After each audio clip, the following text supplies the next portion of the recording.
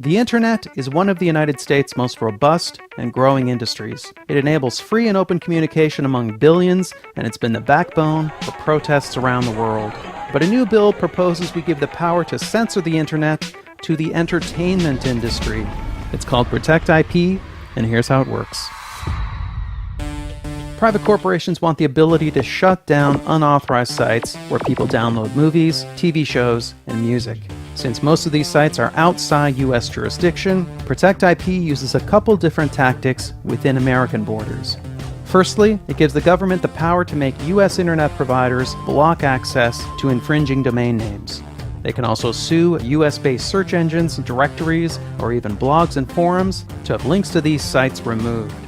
Secondly, Protect IP gives corporations and the government the ability to cut off funds to infringing websites by having US-based advertisers and payment services cancel those accounts. In a nutshell, that's what Protect IP will try to do. But in all likelihood, it'll do something else altogether.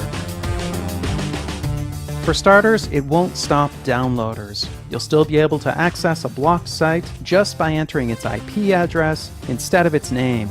What Protect IP will do is cripple new startups because it also lets companies sue any site they feel isn't doing their filtering well enough. These lawsuits could easily bankrupt new search engines and social media sites.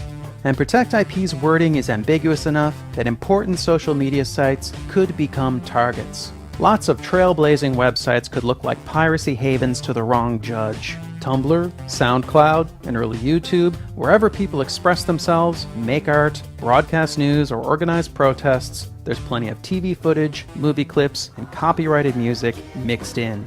And even if you trust the US government not to abuse their new power to censor the net, what about the countries that follow in our path and pass similar laws? People around the world will have very different internets, and unscrupulous governments will have powerful tools to hinder free expression. But perhaps most dangerously, Protect IP will meddle with the inner workings of the net. Experts believe by fiddling with the web's registry of domain names, the result will be less security and less stability. In short, Protect IP won't stop piracy, but it will introduce vast potential for censorship and abuse while making the web less safe and less reliable. This is the internet we're talking about. It's a vital and vibrant medium, and our government is tampering with its basic structure so people will maybe buy more Hollywood movies. But Hollywood movies don't get grassroots candidates elected. They don't overthrow corrupt regimes, and the entire entertainment industry doesn't even contribute that much to our economy. The internet does all these and more. Corporations already have tools to fight piracy. They have the power to take down specific content, to sue peer-to-peer software companies out of existence, and to sue journalists just for talking about how to copy a DVD.